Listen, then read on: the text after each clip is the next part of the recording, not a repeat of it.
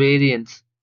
നമ്മൾ ഈ ഡാറ്റ് ബോർഡിന്റെ ബെൽ കർവിന്റെ കാര്യം പറഞ്ഞു വന്നുകൊണ്ടിരുന്ന സമയത്ത് നമ്മൾ വേരിയൻസ് എന്ന് പറഞ്ഞ ടേമിന്റെ ഇടയ്ക്ക് പറഞ്ഞിട്ടുണ്ടായിരുന്നു. പക്ഷെ എന്താണ് വളരെ ഡീറ്റെയിൽ ആയിട്ട് പറഞ്ഞില്ല. എന്താന്ന് പറയാനേ പറഞ്ഞോളൂ. അതെന്താന്ന് പറയാം. അതായത് നമ്മുടെ ഡാറ്റ് ബോർഡ് നമ്മളിൽ നിന്ന് ഒരുപാട് ദൂരെ കൊണ്ടുവച്ചാൽ ബേസിക്കലി എന്താ സംഭവിക്കുന്നതെന്നും ഒരുപാട് അടുത്ത് കൊണ്ടുവന്ന് വെച്ചാൽ എന്താ സംഭവിക്കുന്നതെന്ന് നമ്മൾ ഓൾറെഡി പറഞ്ഞിട്ടുണ്ട്. എന്ത് പറ്റും? നമ്മുടെ ബെൽ കർവിന്റെ ഷേപ്പ് മാറും. അതായത് ഇതിപ്പോ നോർമലോ ഡിസ്റ്റൻസ് ഇരിക്കുന്ന ഡാറ്റ് ബോർഡ് ആണെങ്കിൽ നമ്മളിൽ നിന്ന് ഒരുപാട് ദൂരെ പോയതാണ്ട ആ ബെൽ കർവിന്റെ ഷേപ്പ് ഇങ്ങനെ മാറും. കണ്ട ഫ്ലാറ്റ് ആയി പോകും. ഓക്കെ. പക്ഷെ നമ്മളോട് ഒരുപാട് അടുത്താണല്ലോ. കണ്ട ബെൽ കർവ് കണ്ടോ? ഭയങ്കരമായിട്ട് പീക്കോ. ഓക്കെ. കണ്ട ഭയങ്കരമായിട്ട് പീക്കോ. കുത്തനെ സ്പൈക്ക് ചെയ്തിരിക്കും. കണ്ടില്ലേ? ഇതെങ്ങനെയാ സംഭവിക്കുന്നത്? അതായത് ഇവിടെയും സ്റ്റിൽ പ്രോബബിലിറ്റി ഡെൻസിറ്റിയുടെ വാല്യൂ കിട്ടണമെങ്കിൽ ഈ കറസ്പോണ്ടിങ് ഹൈറ്റ് എടുത്താൽ മതി. കണ്ടോ? ഈ കേസിലാണേലും ഈ കറസ്പോണ്ടിങ് ഹൈറ്റ് തന്നെ പ്രോബബിലിറ്റി ഡെൻസിറ്റി. ഇവിടെ ആണെങ്കിലും ഈ കറസ്പോണ്ടിങ് ഹൈറ്റ് തന്നെ. പക്ഷേങ്കിൽ നമ്മൾ പറഞ്ഞു വെച്ച കാര്യം എന്താ? Probability density equal to 1/π into e⁻⁻² എന്നാ. അതായത് for the same distance r മാത്രമേ അവിടെ മാറുന്നുള്ളൂ. മനസ്സിലായോ? ഓക്കെ. നിങ്ങൾക്ക് ആ കാര്യം അതായത് r മാത്രമേ അവിടെ മാറുന്നുള്ളൂ. ഓക്കെ. ബാക്കി എല്ലാം സെയിം. അതിന്റെ അർത്ഥം എന്താ? എവിടെ ആണെങ്കിലും ഓക്കെ, ഡാറ്റ് ബോർഡ് എവിടെ ഇരിക്കുവാണെങ്കിലും ദൂരെ ആണെങ്കിലും അടുത്താണെങ്കിലും വലിയ ഡാറ്റ് ബോർഡ് ആണെങ്കിലും ചെറിയ ഡാറ്റ് ബോർഡ് ആണെങ്കിലും സെയിം ആർ ഡിസ്റ്റൻസിൽ നമുക്ക് കിട്ടേണ്ടുന്ന സെയിം പ്രോബബിലിറ്റി ഡെൻസിറ്റിയാണ്. അതെങ്ങനെയാ? അതായത് പ്രോബബിലിറ്റി ഡെൻസിറ്റിയുടെ ഇക്വേഷൻ എന്താ? Probability density equal to 1/π into e⁻⁻². ഇവിടെ പൈ മാറുമോ? അല്ലെ 1/π മാറുമോ? ഇല്ലല്ലോ. ഇ മാറുമോ? ഇല്ലല്ലോ. മാറുന്ന ആരുള്ളൂ? ആറ് മാത്രമേ മാറുന്നുള്ളൂ.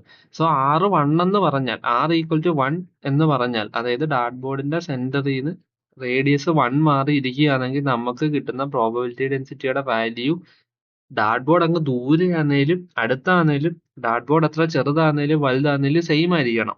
ആൻഡ് ഓൾറെഡി നമ്മൾ ഇത് കണ്ടു. ഡാറ്റ് ബോർഡ് ചെറുതാണേലും വലുതാണേലും ഇത് സെയിം ഹാപ്പൻ ചെയ്യുന്നുണ്ട്. സെയിം ഡിസ്റ്റൻസ് ഇരിക്കുന്നത്. പക്ഷെ ദൂരം കൂടുന്നതനുസരിച്ച് അത് മാറുന്നു. അപ്പൊ നമ്മൾ ഈ പഠിച്ചു വെച്ച ഇക്വേഷൻ തെറ്റാണോ? തെറ്റല്ല. പക്ഷെ നമ്മൾ അതിന്റെ അകത്തുനിന്ന് തന്ത്രമായിട്ടോ സാധനത്തിനെ ഒഴിവാക്കി. എന്നിട്ടാ ഇത് പറഞ്ഞുകൊണ്ടില്ല. അതിനെയാണ് നമ്മൾ വേരിയൻസ് എന്ന് വിളിക്കുന്നത്. വേരിയൻസ് എന്താണെന്ന് പറഞ്ഞാൽ നമ്മളെ ശരിക്കും ഇക്വേഷൻ ഉണ്ടല്ലോ, പ്രോബബിലിറ്റി ഡെൻസിറ്റി. അതിന്റെ ശരിക്കും ഇക്വേഷൻ എന്താന്ന് ചോദിച്ചാൽ ഇതാ. ഓക്കെ. 1/πw e⁻⁻²w. ഓക്കെ. ഇതില് നമ്മൾ ഈ പറഞ്ഞുകൊണ്ടിരുന്ന കേസിൽ ഡബ്ല്യൂനെ 1 എന്ന് പറഞ്ഞ അടുത്ത് എവിടെയാണെന്നറിയാം? നമ്മൾ പറഞ്ഞല്ലോ, നമ്മുടെ ഡാറ്റ് ബോർഡ് ഇരിക്കുന്ന നമ്മളിൽ നിന്ന് ഒരു തരക്കേടില്ലാത്ത ഡിസ്റ്റൻസ് മാറിയാണ്. ഓക്കെ. അങ്ങനത്തെ കേസിൽ നമ്മൾ ഡബ്ല്യൂനെ 1 എന്ന് പറഞ്ഞാണ് കൺസിഡർ ചെയ്തത്. അല്ലെങ്കിൽ സെയിം ഡിസ്റ്റൻസ് ഇരിക്കുമ്പോൾ നമ്മൾ ഡബ്ല്യൂനെ 1 എന്ന് പറഞ്ഞാണ് കൺസിഡർ ചെയ്ത് വെച്ചത്.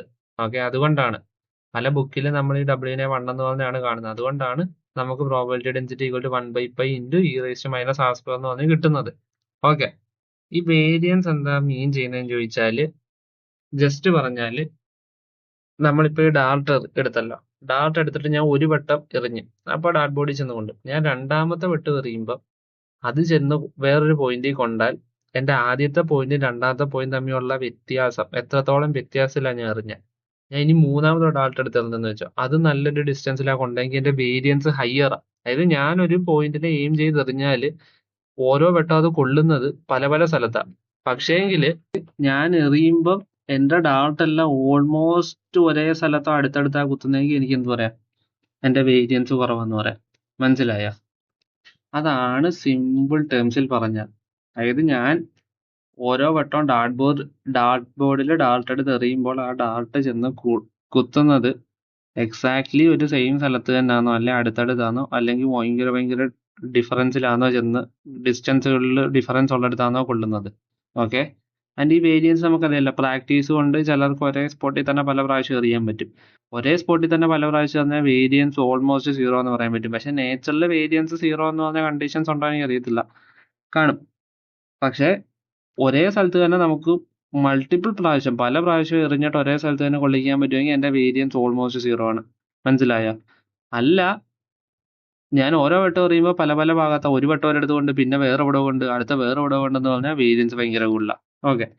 ഇനി ഇതിനെ എങ്ങനെ നമ്മുടെ ഡിസ്റ്റൻസ് വെച്ച് അഫക്ട് ചെയ്യുന്ന ചോദിച്ചാൽ നമുക്കറിയാം, നമ്മുടെ ഡാർട്ട് ബോർഡിനെ നമ്മൾ ഒരുപാട് അടുത്ത് കൊണ്ടുവച്ചാൽ നമ്മൾ ബുൾസൈ നോക്കി എറിഞ്ഞാൽ അത് ബുൾസൈ തന്നെ ആയിരിക്കും മിക്കവാറും എപ്പോഴും പോയി കൊള്ളുന്നത്. മനസ്സിലായി? കാരണം എന്താ? നല്ല അടുത്തായിരിക്കുന്നത്. അപ്പൊ വേരിയൻസ് വളരെ കുറവാ. മനസ്സിലായി? അപ്പൊ എന്ത് പറ്റും? ഈ കാണുന്ന ഈ ഡബ്ല്യു എന്ന് വന്നിട്ട് ലെസ് ആയിരിക്കും, അതുപോലെ ഇതും ലെസർ ആയിരിക്കും. അപ്പൊ എന്ത് പറ്റും?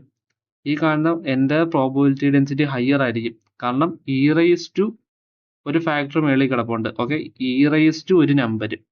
ഈ നമ്പറിന്റെ ഡിനോമിനേറ്റർ ചെറുതായെന്ന് പറഞ്ഞാൽ ഈ കാണുന്ന എൻ്റയർ തിങ് വലുതായിരുന്ന. അപ്പൊ ഇ റൈസ് ടു ഒരു വലിയ നമ്പർ വന്നാൽ എന്താ ആക്ച്വലി അത് വലുതാണ്. അതുപോലെ ഡിനോമിനേറ്ററിൽ കിടക്കുന്ന വാല്യൂം കുറഞ്ഞു വരുന്നു. അപ്പൊ വേരിയൻസ് കുറയുന്നതനുസരിച്ച് എന്ത് പറ്റും, പ്രോബബിലിറ്റി ഡെൻസിറ്റി കൂടും. മനസ്സിലായി? അതുകൊണ്ടാണ് നമ്മുടെ അടുത്ത് വരുന്നോണ്ട് പ്രോബബിലിറ്റി ഡെൻസിറ്റിക്കൊക്കെ ഇത്രയും ഹൈറ്റ് ഉള്ളത് കണ്ടോ. പക്ഷെ നമ്മൾ ദൂരെ എറിയുന്നതെന്ന് വെച്ചോ, മീൻസ് നമ്മുടെ ഡാർട്ട് ബോർഡിനെ ഒരുപാട് ദൂരെ കൊണ്ട് വെച്ചെന്ന് വെച്ചോ, അപ്പോൾ എന്ത് പറ്റും, പിന്നെ നമുക്കറിയാം എറിഞ്ഞ് കൊള്ളിക്കാനുള്ള സാധ്യത വളരെ കുറവാണ്. ചിലപ്പോൾ ബോഡി തന്നെ കൊള്ളണമെന്നില്ല. അപ്പോൾ എന്നിട്ട് വേരിയൻസ് കൂടും. വേരിയൻസ് കൂടുമ്പോൾ എന്ത് പറ്റും, ഈ ടേമും കൂടും. അപ്പോൾ നമ്മുടെ പ്രോബബിലിറ്റി ഡെൻസിറ്റി കുറയും ഒബ്വിയസ്ലി. അങ്ങനെ പറഞ്ഞാൽ എന്താ സംഭവിക്കും, പ്രോബബിലിറ്റി ഡെൻസിറ്റി കുറയും. അതായത് ഇത് ബേസിക്കലിൽ പറഞ്ഞാൽ ഫ്ലാറ്റ് ഔട്ട് ചെയ്യും. That's the thing. ഇതാണ് സാധനം. ഓക്കെ, ഈ ഒരു ടേം കൂടെ ഉണ്ട്. ഈ ഒരു ടേമിനെ നമ്മൾ ഇതുവരെ പറഞ്ഞില്ല, അതുകൊണ്ടാണ്. പക്ഷെ ഇതിനെക്കുറിച്ച് വളരെ ഡീറ്റെയിൽ ആയിട്ട് ഞാൻ പറഞ്ഞു പോകുന്നില്ല. അത് പിന്നെ ഒരു സമയത്ത് നമുക്ക് ചെയ്യാം. നമുക്ക് തൽക്കാലം ഇത്ര അറിഞ്ഞാൽ മതി. ഇങ്ങനെ ഒരു കാര്യം കൂടെ ഉണ്ട്, ഇതുകൊണ്ടാണ് അത് മാറുന്നത്. ഓക്കെ, അത്രയും മാത്രം അറിഞ്ഞാൽ മതി. ഇനി നമുക്ക് നമ്മുടെ ഡ്രോയിങ് പ്രോബ്ലത്തിന്റെ ബാക്കിയിലോട്ട് വരാം. നമുക്കിതിപ്പോൾ തന്നെ ഫിനിഷ് ചെയ്യാം. ഓൾമോസ്റ്റ് എല്ലാം ആയി നമുക്ക് പറയാനുള്ള. അപ്പൊ നമ്മൾ ഓൾറെഡി നമ്മുടെ വേരിയൻസ് പറഞ്ഞു. ലോ വേരിയൻസ് എന്ന് പറഞ്ഞാൽ ഹൈ ആക്യുറസി, അതായത് ഒരേ സ്ഥലത്ത് തന്നെ ഓൾമോസ്റ്റ് ഹിറ്റ് എപ്പോഴും. അതുപോലെ ഹൈ വേരിയൻസ് എന്ന് പറഞ്ഞാൽ ഹൈ സ്കാറ്റർ ആയിരിക്കും, പല പല ഭാഗത്തായിരിക്കും കൊള്ളുന്നത്.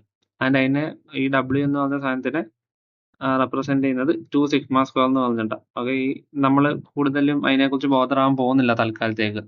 അതുകൊണ്ട് നമ്മൾ അതിനെക്കുറിച്ച് പിന്നെ ഡീറ്റെയിൽ ആയിട്ട് സംസാരിക്കും. അതുകൊണ്ട് അതിനെക്കുറിച്ച് കൂടുതൽ ബോധറാവുന്നില്ല. അതാണ് ഞാൻ ജസ്റ്റ് ഒന്ന് പറഞ്ഞു പോയത്. അപ്പോൾ നമ്മുടെ പ്രോബബിലിറ്റി ഇക്വേഷൻ എന്താ, ഏരിയ ഇൻറ്റു പ്രോബബിലിറ്റി ഡെൻസിറ്റി അറിയാവേ. കാരണം ഇവിടുത്തെ ഏരിയ ടൈനിയർ ആണ്. ഓക്കെ, അത് ഒരിക്കലും മറക്കില്ല. അവിടെ small target region, small physical area. Okay, ഇനി അപ്പോൾ പ്രോബബിലിറ്റിയുടെ ഇക്വേഷൻ ചെയ്താണെങ്കിൽ ഇവിടെ നമുക്കറിയാം പ്രോബബിലിറ്റി ഡെൻസിറ്റി എന്താ നമ്മൾ കണ്ടുപിടിച്ചത്, 1/π ഇൻറ്റു e⁻⁻².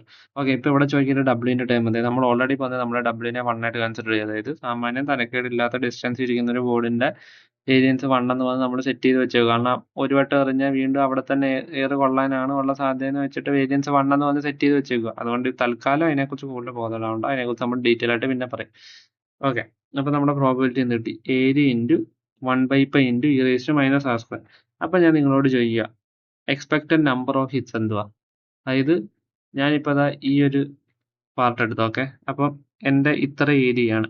ഈ ഏരിയയിൽ വന്ന് ഡാർട്ട് കൊള്ളാനുള്ള, അല്ലെങ്കിൽ ഈ ഏരിയ വേണ്ട, നമ്മൾ പറഞ്ഞ റിംഗ് ഉണ്ടല്ലോ നമ്മുടെ, അതുകൊണ്ട് ഇവിടെ നമ്മൾ ഡാർട്ട് ബോർഡ് എടുത്താൽ നമ്മൾ ഡാർട്ട് എറിഞ്ഞാൽ ഒരു സ്പെസിഫിക് ഡിസ്റ്റൻസ് മാറി ഒരിടത്ത് കൊള്ളുന്ന കാര്യമാണ് നമ്മൾ പറഞ്ഞുകൊണ്ടിരുന്നത്. ഓക്കെ, അപ്പോൾ നമ്മൾ പറഞ്ഞ എന്താ, ഈ സെന്ററിൽ നിന്ന് ഈ ഡിസ്റ്റൻസ് മാറി ഇവിടെ എത്തിക്കഴിഞ്ഞാൽ ഇവിടെ ഡാർട്ട് കൊള്ളാനുള്ള അതേ പ്രോബിലിറ്റി തന്നെ ആയിരിക്കും ഇവിടെയും ഡാർട്ട് കൊള്ളാൻ, അതേ പ്രോബിലിറ്റി തന്നെ ആയിരിക്കും ഇവിടെയും ഡാർട്ട് കൊള്ളാൻ. അതായത് സെയിം ഡിസ്റ്റൻസ് ഫ്രം സെന്ററിൽ പ്രോബിലിറ്റി സെയിം ആണ് നമ്മൾ ഓൾറെഡി പറഞ്ഞിട്ടുണ്ട്. അതുകൊണ്ട് നമ്മൾ എന്ത് ചെയ്ത, ഒരു റിംഗ് ആ കൺസിഡർ ചെയ്തത്. ഓക്കെ, ആൻഡ് ആ റിങ്ങിന് നമ്മൾ പറഞ്ഞ എന്താ, തിക്നെസ് അത്രയും കുറവായിരിക്കണം. കാരണം അത്രയും കുറഞ്ഞാൽ മാത്രമേ പ്രോബിലിറ്റിയുടെ കാൽക്കുലേഷൻ ആക്യുറേറ്റ് ആവും. കാരണം probability nearly equal to area into probability ഡെൻസിറ്റിയെ നമ്മൾ probability equal to area into probability density എന്ന് വിളിച്ച ഒറ്റ കണ്ടീഷന്റെ പോലത്തെ, എന്ത്, ഏരിയ അത്രയും കുറവായിരിക്കണം. വേണ്ട, ഇവിടെ എന്താ, തിക്നെസ് അത്രയും കുറവാണ്. ഇത് നമ്മൾ ഓൾറെഡി എന്താന്ന് പറഞ്ഞു വന്നിട്ടുണ്ട്. അപ്പോൾ എന്താ, നമ്മുടെ തിക്നെസ് അത്രയും കുറയ്ക്കും. അപ്പൊ നമ്മൾ ഇപ്പൊ ഇനി തൊട്ട് ആക്ച്വലി കാൽക്കുലേറ്റ് ചെയ്യുന്നത് എന്താണെന്ന് ചോദിച്ചാൽ, ഈ ഡാർട്ട് ബോർഡിന് ഒരുപാട് റിങ്ങുകളാക്കി കൺസിഡർ ചെയ്യുന്നത് നമ്മൾ ഓൾറെഡി കണ്ടിട്ടുള്ളതാ. വേണ്ട, ഞാൻ തൽക്കാലം ചെറുതായിട്ടൊന്ന് തിക്നെസ് കൂട്ടിയിട്ട് ഞാൻ കാണിച്ചു തരാം.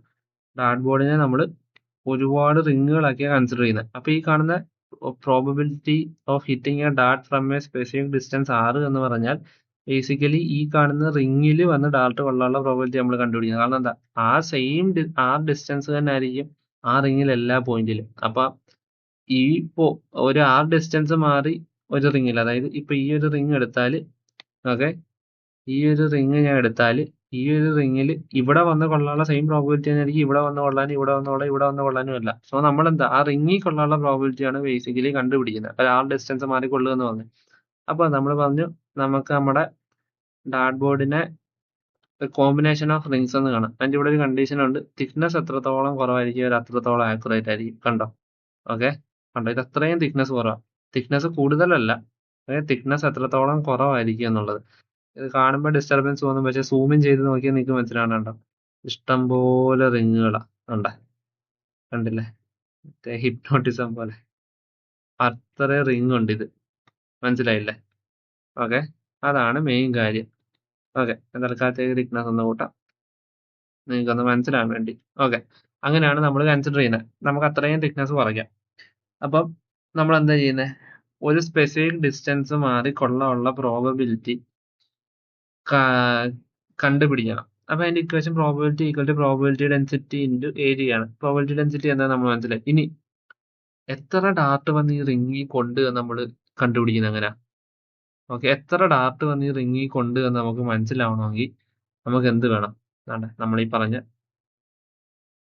സെയിം സാധനം തന്നെ, അതായത് എക്സ്പെക്ടഡ് ഹിറ്റ്സ് എന്ന് പറഞ്ഞാൽ n ഇൻറ്റു പ്രോബബിലിറ്റി. അതിന്റെ കാര്യം എന്താ? അതായത് ഇവിടെ കൊള്ളാൻ ഉള്ള പ്രോബബിലിറ്റി ഒരു സപ്പോസ് ഒരു 0.5 ആണെന്ന് വിചാരിച്ചോ, അല്ലെങ്കിൽ ഒരു 0.2 ആണെന്ന് വിചാരിച്ചോ. അപ്പൊ ഞാൻ ഒരു ഡാർട്ട് എടുത്ത് എറിഞ്ഞു. അപ്പൊ ഒരു ഡാർട്ട് വന്ന് എറിഞ്ഞാൽ മേ ബി ഇവിടെ വന്ന് കൊള്ളാം, അല്ലെങ്കിൽ ഇവിടെ കൊള്ളാം, ഇവിടെ കൊള്ളാം, ഇവിടെ കൊള്ളാം, ഇവിടെ കൊള്ളാം, ഇവിടെ കൊള്ളാം, എവിടെ വേണേലും കൊള്ളാം. അതായത് ഒരു ഡാർട്ട് എടുത്ത് എറിഞ്ഞാൽ ഈ റിങ്ങിൽ കൊള്ളാനുള്ള സാധ്യത വളരെ കുറവാണ്. ആന്നേ, ഞാൻ 2 ഡാർട്ട് എടുത്ത് എറിഞ്ഞു. അപ്പോഴോ വേണമെങ്കിൽ വന്ന് ഈ റിങ്ങിൽ കൊള്ളാം, അല്ലെ ഇവിടെ എവിടെയെങ്കിലും ഒക്കെ കൊള്ളാം. വീണ്ടും ഞാൻ അടുത്തൊരു ഡാർട്ട് എടുത്ത് എറിഞ്ഞു. അപ്പോഴും എന്താ, ഈ റിങ്ങിൽ വന്ന് വേണേ കൊള്ളാം, വേണേ കൊള്ളാതിരിക്കാം. ഇനിയിപ്പോ ഞാൻ 5 ഡാർട്ട് എടുത്ത് എറിഞ്ഞെന്ന് വെച്ചോ, അതും മേ ബി ഇവിടെ വന്ന് കൊള്ളാനുള്ള സാധ്യത കുറവാ. കാരണം ഇവിടെ കൊള്ളാം, ഇവിടെ കൊള്ളാം, ഇവിടെ എവിടെ വേണേലും കൊള്ളാമല്ല. അപ്പൊ എന്താ, ഈ റിങ്ങിൽ വന്ന് കൊള്ളാനുള്ള സാധ്യത കുറവാ. പക്ഷെ ഞാൻ ഒരു 10,000 ഡാർട്ട് എടുത്ത് എറിഞ്ഞാന്ന് ആലോചിച്ച് നോക്ക്. ചിലപ്പോ 1-2 അല്ലെ 5-6 ഒക്കെ ഈ റിങ്ങിൽ കൊണ്ടിട്ടുണ്ടായിരിക്കും അല്ലേ. അതായത് നമ്മൾ എറിയുന്ന ഡാർട്ടിന്റെ എണ്ണം കൂടുന്നതനുസരിച്ച് ഈ റിങ്ങിൽ വന്ന് കൊള്ളാനുള്ള ഡാർട്ടുകളുടെ സാധ്യത കൂടുന്നുണ്ട്. അതായത് പ്രോബബിലിറ്റി കൂടുന്നതല്ല, പ്രോബബിലിറ്റി സെയിം ആണ്. മനസ്സിലായോ? ഇവിടെ വന്ന് കൊള്ളാനുള്ള പ്രോബബിലിറ്റി സെയിം തന്നെയാണ്. ഓക്കെ, പക്ഷേങ്കിൽ നമ്മളൊരു 10,000 ഡാർട്ട് എടുത്ത് എറിഞ്ഞാൽ അതിന്റെ അകത്ത് ഏതെങ്കിലുമൊക്കെ കുറച്ച് ഡാർട്ട് വന്ന് ഇവിടെ കൊള്ളാനുള്ള സാധ്യത കൂടുതലാണ്. ഞാൻ ഈ പറയുന്ന സാധ്യതയും പ്രോബബിലിറ്റിയും തമ്മിൽ നിങ്ങൾ തെറ്റിദ്ധരിക്കില്ല. അതുകൊണ്ടാണ് ഞാൻ പറയുന്നത്. അതായത് ഈ റിങ്ങിലെ പ്രോബബിലിറ്റി സെയിം ആണ്.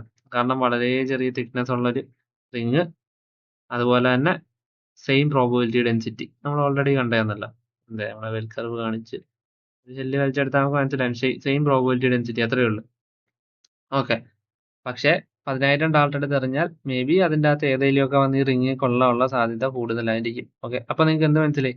നമ്മൾ എറിയുന്ന ഡാർട്ടിന്റെ എണ്ണത്തെ ഡിപ്പെൻഡ് ചെയ്യുന്നുണ്ട്. സോ അത് തന്നെയാണ് ഇവിടെ പറഞ്ഞു വെക്കുന്നത്. എക്സ്പെക്ടഡ് ഹിറ്റ്സ് എന്ന് പറയുന്നത് പ്രോബബിലിറ്റി ഇൻറ്റു n, അതായത് എത്ര ഡാർട്ട് എറിഞ്ഞു.